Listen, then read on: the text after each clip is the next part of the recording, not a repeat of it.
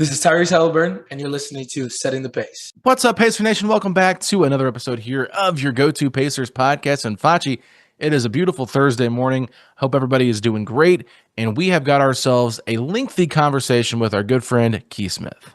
Keith Smith, always like a fan favorite, a great reoccurring guest of ours. Keith's been with us through years and years.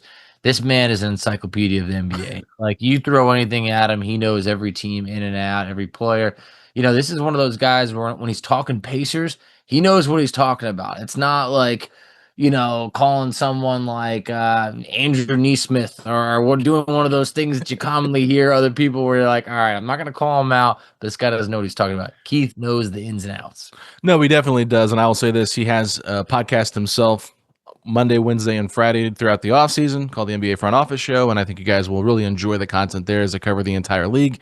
And, of course, he does a lot of his written work at Spotrac.com, where you can look and find most of the contracts, and they're pretty much up to date and kind of give you guys a better idea of what the Pacers' salary looks like. So we always enjoy having Keith on the show. But, Facci, before we get into that conversation, I just want to briefly touch on Rick Carlisle's interview today on 107.5 The Fan. I sent you the podcast link. It's about a 25-minute listen.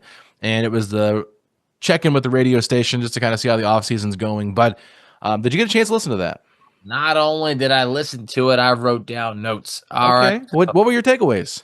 I thought it was really good. So, one, I love the fact that, you know, they talked about James Wiseman, a little bit ahead of where Ajax is in terms of, you know, their rehab. But Isaiah Jackson has done 5-on-5, you know, work on the court. I think both players are going to be ready by training camp. Very encouraging. I think that was one of the big boxes to check first to say, okay, you know what? We're on pace here. It's August. You could say, shouldn't he maybe have done that a little while ago? Nope. Bringing him along slowly, but right on time. Yeah, I thought that was good to hear that as well. You know, just hearing Ajax is back on the court doing 5-on-5 action. We've heard from different people that he's been working and getting closer to like 80-90%, but the fact that he's playing 5-on-5, it's good. He also mentioned Tony Bradley would be in the competition for the center rotation and at training camp, but it just kind of feels like they keep hinting at this is more of a training camp battle than it is actually a long-term piece of this team. Yeah, I mean, this is probably the first time where it sounds like you're talking about Tony Bradley without talking about the non-guaranteed contract within seconds afterwards. So it's definitely an uphill battle. It's only a matter of time before you say, all right, what do you want me to send that $5 from our bet that we made? I know. I should have already given it to you by now. I mean, my God, I'll get you some Starbucks, buddy. Yeah, one day. But, you know, there was a couple other things that I think that were really, you know, interesting in here. Like, you know, he talked about, I think for Jarus Walker, there were some really good comments in there.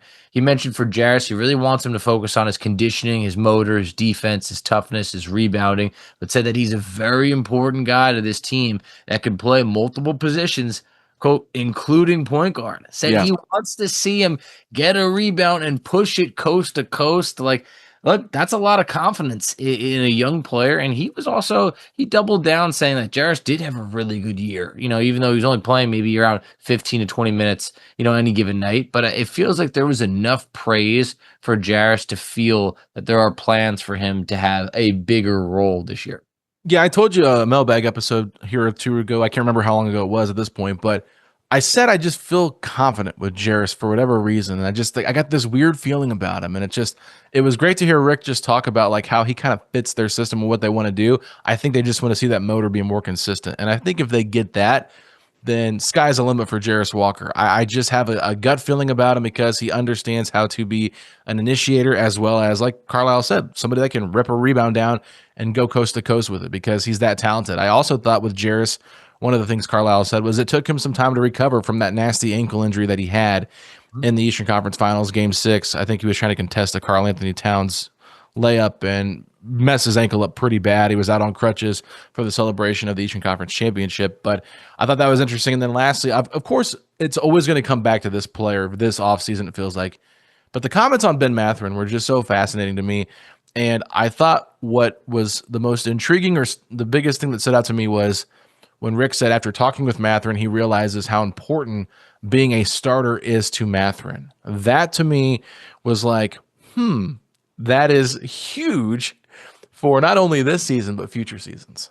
I mean, it took him this long to realize that. I mean, look, this is a guy. What do you mean? What do you mean by that? I'm just asking. No, but for Rick to say, I realize this is really important. It's like, Well, yeah, like Mathurin's been a team player, but come on, like when you have that type of confidence about you for Ben Mathurin, like that type of confidence makes you dream bigger than being a sixth man. Mm-hmm. So I think that when you're in this year, if you're talking about that Tyrese is out of the starting lineup and Mathurin's not like a shoe-in to be a starter, you might feel some type of way. So I think that with that line, yeah, it's okay.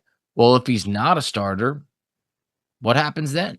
So I think that's something to think about. But he also did say some other comments where he said, he's a great transition player who can shoot it with ease from long range. But he also did say this: we don't want to see a bunch of games where he's our leading scorer and we lose. Mm-hmm. And then kind of hinted into like playing more within the system and being able to contribute to winning. So like we've seen that like sugarcoating there now quite a few times where it's like everybody knows that he can score with the best of them, but there's obviously a lot more to the game than that. So I'm looking forward to hearing more and more Mathurin praise, as this is that big make or break type year. But I think that, yeah, as a starter, I mean, it almost feels like to start this season, that should definitely be non-negotiable. I couldn't imagine what things would be like if we're starting the season and Mathurin's coming off the bench. It wouldn't be going down the right path of marriage for both sides, I would say. Yeah, it'll be just a fascinating storyline to watch, regardless of how you feel about this. But the other thing I think that stood out to me, and there wasn't a whole lot else that I thought was really said in this whole thing. Maybe there's more you heard, but once again, we got the watch out for Johnny Furphy. Him and Ben Shepard do a lot of the same things. Why do they keep saying that? I don't know why. We've heard that now from Rick a couple times. And well, it's not just Rick. Chad said it. I think Ted even said it. We've heard other people say it. It's just like, they really do believe that these guys are so like similar in how they play. And it's like, do you really think both of them have a spot on this roster moving forward?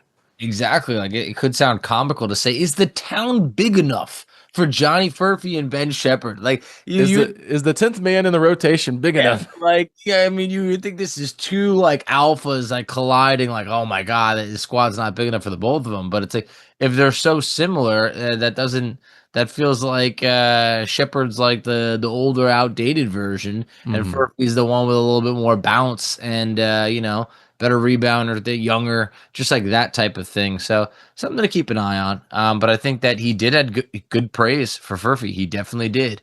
Another thing that I think was an interesting takeaway is Rick said he's watched a few minutes of Game 7. He turns it off after about 4 or 5 minutes when Halliburton, after he makes some shots. And like that just means that like there's a part of it that still stings. That is just like, we were so close. We were so close, and I can't watch the rest of that game. And I don't blame Rick because I don't think I could either. Like, I haven't watched the whole thing. I have not, and don't even get me started on the second half. I mean, it's like we're not going to go back into that, but I ain't going to watch that again. There was a span where T.J. McConnell was the only guy who scored for like what felt like an eternity. Remember when we had people saying it was T.J.'s fault that we lost that game because of his turnovers in the third quarter? Ridiculous. It's like, of course, the guy had turnovers, but he was the only guy that he was put the ball in the bucket. For like 8 minutes, he was the only one that scored.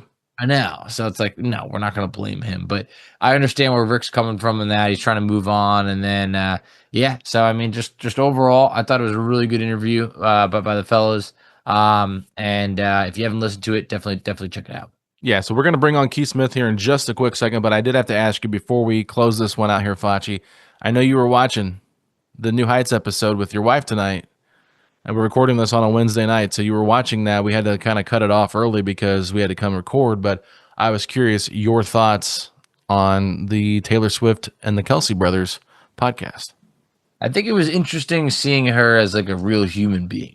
Like I think that like this was like I was even asking my wife because she's obsessed. I'm like, all right, babe, is this a Taylor you've ever seen before? Like, what type of Taylor is this? And like, she definitely looked like she was just like having more fun. I thought Travis Kelce seemed a little bit awkward. Why? I don't know. I just felt like it was the first time we're seeing really them together interacting. I felt like she seemed really comfortable. I felt like he maybe might not have been his usual self. To be honest, I'm really not a Travis Kelce guy. I'm not.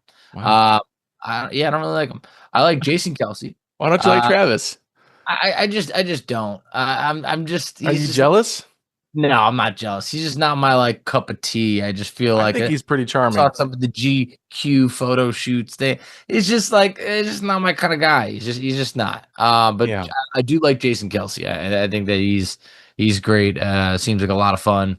But overall, I mean that podcast, I mean, you couldn't run from it. You couldn't escape it. We had Keith Smith on. He said his 15-year-old daughter was just talking about it. Adam Schefter's tweeting about it. He said Pat McAfee was tweeting about it. I mean, it's everywhere. So it crashed in the middle of us recording with Keith. That's crazy. Like they couldn't even finish the video. They had to get some, because there's like 1.3 million viewers live on YouTube watching it. Like that's how big it was. I was gonna say though, there was a part there where Taylor was talking about baking, and she was doing a lot of sourdough bread baking and things like that, and she listed like all these different puns that Travis had made about songs, like "loving you as bread" or something like that. I forget all of the ones that she said, or "loafing you as bread." I forget what all of them were, but I was thinking to myself, this sounds right up Facci's alley here. I'm known for a good pun or two. So were you not paying attention during that time? I don't know. I mean, who knows what I was doing during that. I did a shower time for my daughter. I walked my dog. You did a lot, so you weren't really just watching it. No, I was definitely not. You were on dad duty. Amy was. I was not tuned in. I like said a couple things to Amy. She didn't even hear me. Like she was just like locked in. I was just like in the room. I'd put it that way. So does she know how you feel about Travis? Yeah. She knows I'm not a Travis guy. Does she like Travis? Yeah. No, she doesn't have anything against him at all. Okay. I'm sure she likes him, but it's not like when you were like, Amy's got to get a Travis Kelce jersey. Like we're not like at that point or anything like that. Ooh, okay. No. So she's not a real Swiftie then. Yeah, right. No, I remember you saying that. She did not like that comment. But at the same point, no one's getting a Travis Kelce jersey in the household. We support Taylor Swift. We do. But at the same point, we also support Keith Smith. All right. He's coming on next. You guys are going to like this. Let's get out of the way. All right, everybody joining us now on Setting the Pace. He is no stranger to this show. He is a recurring guest, and we love having him on. It is from Spotrac, the one and only Keith Smith. Keith, how is your summer going? It's going, man. It's tough. Like the NBA used to, you got past summer league, and then like it was just kind of dead until you got towards the middle of September, and then teams like we're doing the rush of camp signings and all that stuff. And now like it just doesn't end. It just goes and goes and goes and goes. And we've got all these restricted free agents still out there, and you got teams trying to make trades and all kinds of madness. So it's I'm not complaining by any means, but it just it doesn't end. So it's I guess it's good for us and good for content. It really is. I just also feel like, man, for us, it was the longest season ever for the Patriots. It really was. Yeah. Like, it went until the last minute, which like enabled us to skip any draft coverage. Free agency happened, and it just feels like the Pacers kind of got picked apart since obviously we know the Tyrese Halliburton injury that happened.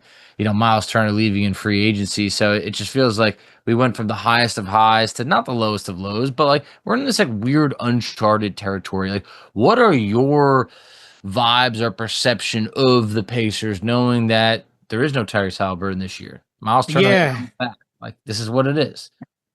Yeah, it's really a bummer. No other way to put it, because I wanted to see them run it back. I wanted to see what it looked like for them to make another run at the finals. And the way everything else has kind of gone down in the Eastern Conference, even if they just brought back the exact same team, I would have said, oh yeah, no reason why they shouldn't be picked to be back in the NBA Finals again. And now it feels like, all right, I will preface that by saying I don't think they're going to be bad. I think there's enough depth there. I think there's enough really good players. There's good high-end players that I think they're still going to be a pretty good team. But it becomes like, all right, but where does that go, right? And that's a drop off. There's no other way to put it. I was very surprised to see Miles Turner moved on. I just figured after a decade of trade speculation that never went anywhere, that was it. He was just going to finish his career with the Pacers. So that part's tough. And obviously, I mean, in the moment, like I was tweeting about it just sucked to watch Halliburton go down. No other way you can put it. And you kind of at this point we're all conditioned to kind of know, right? Well, what that injury is when you see what happens in the reaction, and I think he knew right away too. And it just was like, all right, now everything changes for them, for the East, for the league as a whole, and here we are, a couple months later, and it still is. I imagine it's even more so for you guys, but still feels like we're still reconciling it.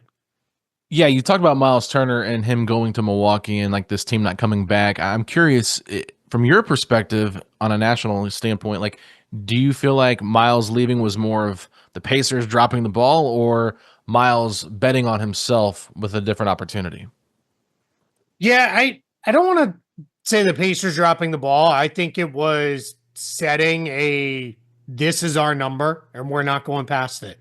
As someone who was a hardcore Patriots fan my entire life, and then was blessed with the Brady Belichick era. I know not great for y'all in Indianapolis, but we're just gonna ignore that. But the thing that I think even you guys can respect is like Belichick's whole thing was like, there's a number for every player, and we're not going past what we think that number is, and it doesn't matter. History, tradition, and all that stuff. We wish them well. We'll invite them back. I mean, they just put Brady in the Hall of Fame, Patriots Hall of Fame this past week. So, like, all that stuff is true. But, like, yeah, if you want to be very conservative, now I think it's for the Pacers. It's hard, right? Because there's a part of you that says, "Man, we're just in the finals." Like, and you let this guy, walk away. I don't think we have. So maybe you guys know better than I do. I don't think we have super clear, like, this was the gulf between what he did sign for and what they were offered. If it was something like $2 million a year, then I'd feel completely different about it. Cause I'd be like, what are we doing? It sounds like it was maybe a little further. And I think for Miles Turner, he might've looked at it and said, man, year one of whatever new contract I have here, it's going to be a little bit of a reset year for us. Like, we're not going to be in the same position. And that I think can be really tough for a guy. So I'm not going to blame the Pacers fully. I'm not going to put a lot of blame on them, but I do think it's hard to watch the guy who had been, for lack of a better term, kind of the franchise guy for the last decade. And then to watch him go to a division rival with nothing in return. That's the part that feels even rougher for me. Yeah, I just feel like this is going to be I would like to believe like a learning moment for the Pacers front office to just say, unless you are 100% positive you're going to sign that player, you cannot let them walk for nothing, and never say never, or don't underestimate any team, because the way Milwaukee came out of nowhere, cleared the cap space, Indiana never saw it coming. I at least appreciate that they've been honest and saying, like, you got to be ready for anything, and we weren't. And so I can at least hope that they'll learn from this. But when you look at this roster now, obviously there's no Tyrese Halliburton for this year, so maybe that didn't force Indiana's hand. But for the center rotation, they're calling it center by committee. You got Isaiah Jackson, you got Jay Huff, who you brought in from Memphis, which we're excited about. But at the same point, you can't get over the top excited because it's more of the idea of Jay Huff. And then you got James Wiseman coming off of an injury. Would you rather have gone with that approach, or made a trade for a more established veteran, but you're potentially giving something up in a year that's not expected to be a great year? Yeah, I like the approach they took. I think Jay Huff is the guy who is being very overlooked as the Turner replacement as far as role. I'm not going to suggest he's going to have the same impact, but he's a floor spacing big man who can block some shots on the other end. That's exactly what Turner was, right? Like those were his two skills, his two anchor skills on either end of the floor, and that's what Jay Huff will give you. I think Isaiah Jackson is a guy they missed quite a bit last year. I think his energy and physicality, and he was one of the guys in the big man group he would get in there and muck things up a little bit and bang and push guys around, and I think every team needs a guy like that. So that's good. I know from talking to people there, they were super excited about James Wiseman roughly a year ago, and then when they had him through kind of the informal lead up to camp, then camp, they felt really good about James Wiseman's going to be a productive player for us. And of course he went down too. I mean, the year of the torn Achilles, nobody got it worse than the Pacers did. Like, it just is unbelievable. But I think if you told me, hey, they could have traded for, I don't know, Nikola Jokic, I'd be like, all right, well, what would it have taken? Like, then, why did we get that done? But I don't know what would have been out there. And I saw some people say, like, could you have done something where you try to get Brook Lopez to come in and be the Turner replacement, if and paid him more and all that, and that is, I mean, maybe you could have, but Brook Lopez seemed pretty set on wanting to get to the West Coast, where he's from, and play out there, and I think, again, for a guy like Brook Lopez, he's going to look at it as, I'm going to only have 2-3 years left. I don't know that I want to be on a second tier Eastern Conference team while the main guy's injured and out. We're all kind of waiting for him to come back. So I think take some upside shots. I think all the contracts they gave Jackson and Wiseman are abundantly fair. I think those are fine. And then get really kind of swiping Huff for next to nothing. I just think that's a really solid pickup. Yeah, you talk about the sign and trade possibilities it could have had there with Milwaukee. I mean, I brought this up on the podcast before, and I said Kyle Kuzma's contract in return also wouldn't have been the worst thing, just so they could have another contract to trade. Sure. Now they don't have that. But I do want to move forward here. Facci talked about no Tyrese Halliburton. I'm curious, what is your level of confidence in Andrew Nembhard to be the lead point guard of this team? Yeah, I think because we saw it, not last season, but the season before, we saw him do so much when Halliburton was out. I have high level of confidence for him to step in. And I think they have arguably maybe the best guard depth in the league. I know maybe the Thunder folks would argue with that, and it's hard to argue against too. But I think the Pacers have, between Nemhard and Nemhard and Mathurin, and then you've got Ben Shepard can play at the 2 guard. You have TJ McConnell, who's one of the best backup guards in the entire league. I think their guard depth is really, really good. I think they're going to be in really good shape, even without Halliburton. And the big thing that gives me confidence is we saw Nemhard do it on the biggest level when he was kind of leading the team in the playoffs in 2024. And that makes me feel pretty good that I think this guy is going to be able to step forward. And then it's funny because some people are like, but then what happens a year from now? Well, a year from now, you figure it out, right? Like, you'll have Nemhard, Halliburton coming back, Mathurin, and you just figure it out then. But yeah, I think they're going to be, it's hard to say this because how good Halliburton is, but I think they're going to be okay. If you needed to lose a really good player, at least you've got some really good guys kind of in the pipeline behind him. Yeah, I think it was your article a while back when talking about like the 2022 draft class that's extension eligible. Sure. And, you had predictions in there. One of them was Benedict Mathurin. I think it might have been around $125 million, or it might have been $25 million a year, whatever it was, which would break down to technically be the same thing.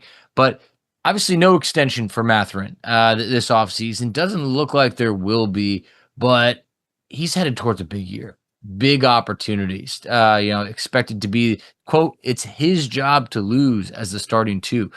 How do you see this playing out with Mathurin as, A, if it works out in Indiana, he could be great, but B, I still feel like he could be great wherever he ends up. It's just like a tricky situation where you just want to get an answer, I would say. And going into year 4, it feels like this is the year you got to get an answer.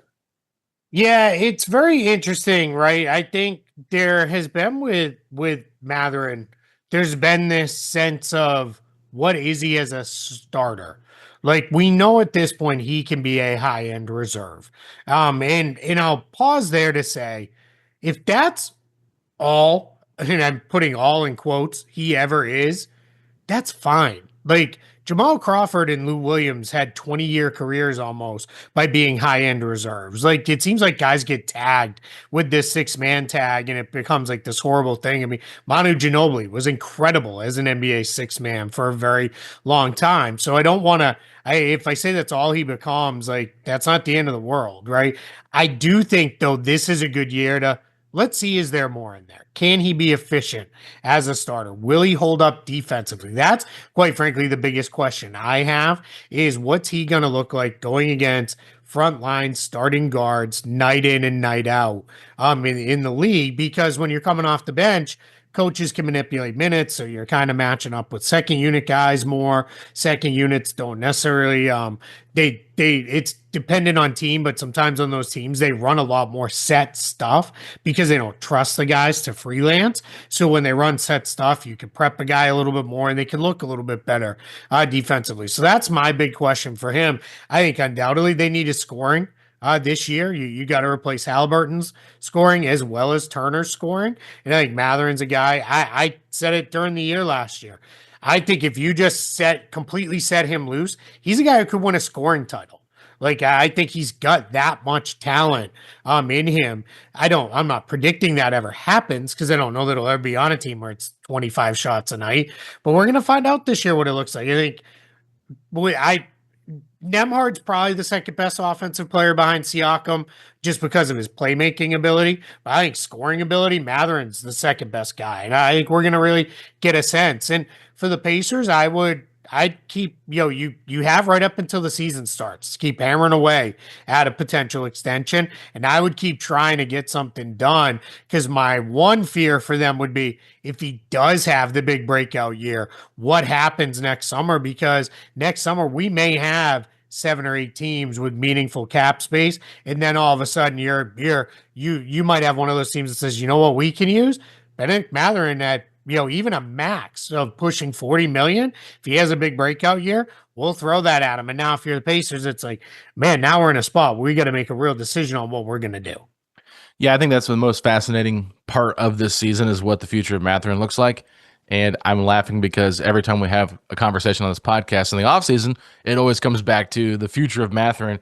And of course, there's so many fans that feel a certain way. Some are just like, I don't think he's a good fit. And then there's others that are like, he is maybe the best, most talented player on this team in the next 3 years. Why would you trade this guy? Like, he could break out and be a superstar. So I understand the frustrations and I understand why people don't want to have this conversation right now, but I do think it's something to just monitor. And there's been so many players in the league that kind of go through this. And I think even Jaylen Brown, to me, a little bit with the Celtics, is one of those guys that had some ups and downs where people were like, does he really fit here long term? Is he someone you can trade? Can him and Tatum play together long term? And then look how things played out. So I guess when you're looking across the landscape of the league, is there any other scenarios where you could think of where a guy maybe didn't seem to fit early on, but then figured it out and was a huge part of that team moving forward? Yeah, it's a good question. I think it's a little hard because often those guys get traded, right? They get moved on from and they get moved to another team. And then when that happens, that's when they kind of pop. I think we're kind of seeing a little bit of that with Darius Garland in a way in Cleveland, where it's been, all right, is Darius Garland the guy? Then does he fit with Donovan Mitchell? Should he be traded? And we've seen him when healthy, and that's been obviously an issue, but we've seen him really pop and break out and do some really good stuff. Jaylen Brown was a great call out. I think we're kind of in that point a little bit with Trae Young right now, where Trae Young's headed into that third contract territory. And there's a lot of people who are like, I just don't know if you give it to him. Like, where do you go with that? So that can be, kind of the question. The hard thing is to your point about the people don't necessarily want to talk about this right now, but you have to. Like, it is right now. Right? He's only extension eligible for about 2 more months, or 2.5 months, because once we get to the start of the season, that's it. He's not extension eligible anymore. So you really like the team is having that conversation right now. So there's no reason not to talk about it. Now, once it doesn't get done, you don't need to have that conversation 100 more times because nothing can happen until later. And that's one where, then the next conversation just, maybe not that I'm breaking any news here, but nothing you guys don't already know. But then the next conversation will be, do we have to trade him before the trade deadline? Or are we going to pay him? What's that going to look like? And I think you said this earlier about learning a lesson about roster management. I think this is a lesson to be learned here where you can't just let another team come in with a big offer sheet and be like, all right, well, we're just going to have to let them go because we don't want to match it. You would be much better off trading them or really telling that other team, hey, rather than go the offer sheet route, let's try to work out a sign and trade or something like that instead, where we can make this happen, because you can't just continue to watch guys walk out the door with nothing in return. No, I think Indiana thought they were, in the driver's seat. You looked at this around Brooklyn, really the only team with like significant cap space. Okay, they already signed Nick Claxton to a big deal last year. They're not going to be the market for another center. But like you also got to remember, Indiana had time. There was about like a span that went by between the last game of the the NBA Finals and when Milwaukee came through with that offer sheet or signed him. So it's not like this happened on day one of free agency and Turner was gone. Alex and I were like, what are we going to pot about? We're waiting on the Turner sign. Like, Sure. thought it was like a done deal. So it is what it is by now. But if you're the Pacers and people are labeling this a gap year, but you also still have way too much talent to just flat out tank, what is your mindset as it relates to when you inch closer to that trade deadline? Are you thinking, you know what, stay the course, you add Tyrese Halliburton back to this team, all of a sudden they're a contender? Or is it, well, you know what, you got 1 year to get this roster in a really good spot where maybe you do package a couple guys for a bigger player, all-star, or whatever it may be? Or what do you do, in your opinion? Yeah, I think really from the moment Turner left all the way through the trade deadline, the mindset needs to be, let's be open-minded and see where things go.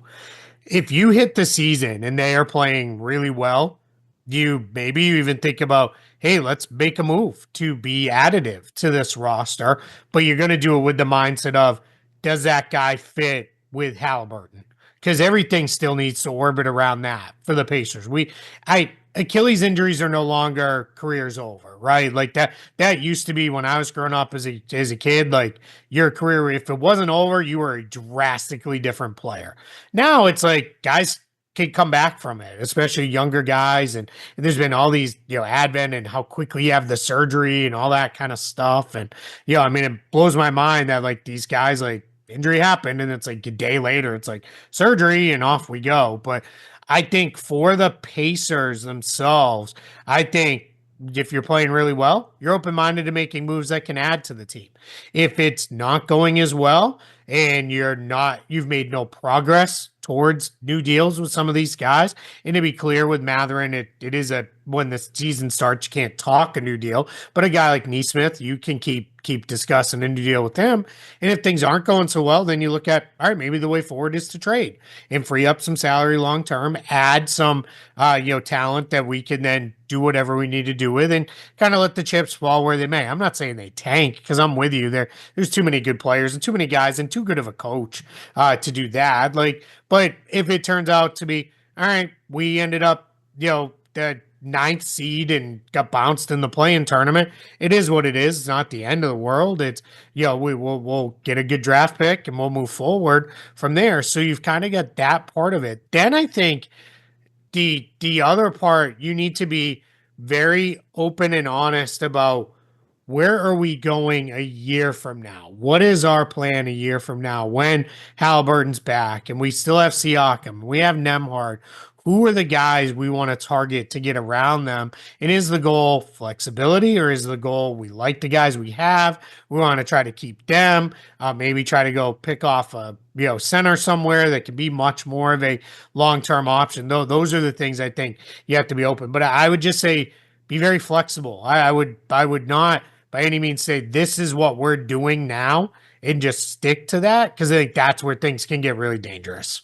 It's a great point. And you talked about Pascal Siakam there just briefly and bringing, what's he going to look like in 2 years? But I'm curious because I feel like he just had an incredible season. An all-star year, was awesome on offense and defense throughout the entire playoff run, but still not really this household name that's going to get you to turn your TV on. So what is it about Pascal Siakam, in your opinion, that makes him such a great player and kind of raises that floor for the Pacers this year, even without Halliburton?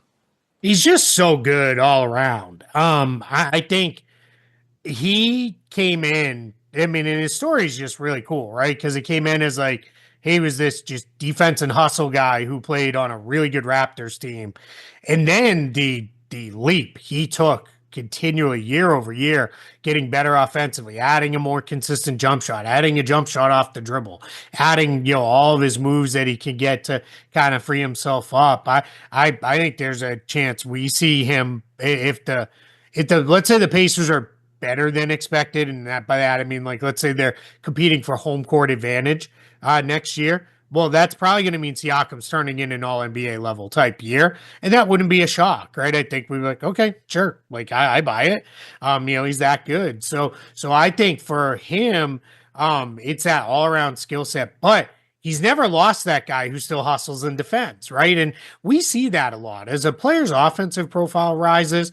Often we see the defense slip, because it's just one. I mean, I hate to put it this way, like my high school coach would probably kill me, but offense is more important than defense, right? Like I know that sounds crazy because defense wins championships, but it's, you can't win if you can't score. If you're a great defensive team, but you can't score yourself, all you're going to do is lose a whole bunch of close games.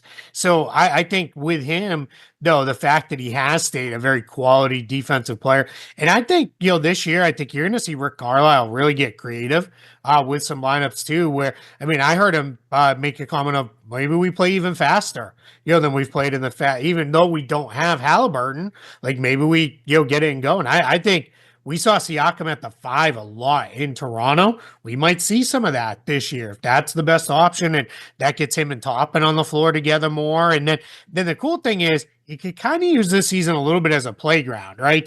Hey, what does this look like? What does it look like when we experiment with these lineups? What if we go super duper small? What does that look like? And I think that's the good thing. And I think let me rephrase. I know Pacers fans are smart enough to understand, we're trying stuff. Okay, cool. And if we tried something and it didn't work and we lost the game in the middle of the regular season, well, guess what? This was probably the year to do it and figure it out that doesn't work. So to kind of wrap it back around to Siakam, I guess, though, I think he's going to be a big part of everything they do on both ends. I think you're going to see a lot of experimentation. I bet he does a lot more of being the primary initiator this year too. It'll be throw the ball to him and run the offense through him even more than they have. All right, everybody, that is going to do it for today's episode with our conversation with Keith Smith, but the conversation's not over. We still have a lot to talk about with Keith, so come back tomorrow because we're going to be talking about the entire Eastern Conference with Keith in that episode, and we also talk about players that could potentially be on the moves, and we've heard some of these names before, but Keith does throw out a handful of names that maybe we haven't heard recently that could be potential trade targets. So I think just if you're interested in trades and things like that in the Eastern Conference and what these other teams look like, tomorrow's episode is one that you're not going to want to miss. And then in addition to that, we're going to have the Pacers schedule release on Thursday. So I'll be coming at the beginning of the podcast talking about that schedule a little bit before me and Facci do our predictions for the season next week, where we go through and pick each game. So hopefully you guys enjoyed that. Thank you all so much for tuning in to today's show, and we'll be back tomorrow with Keith Smith. See you later, Pacer Nation.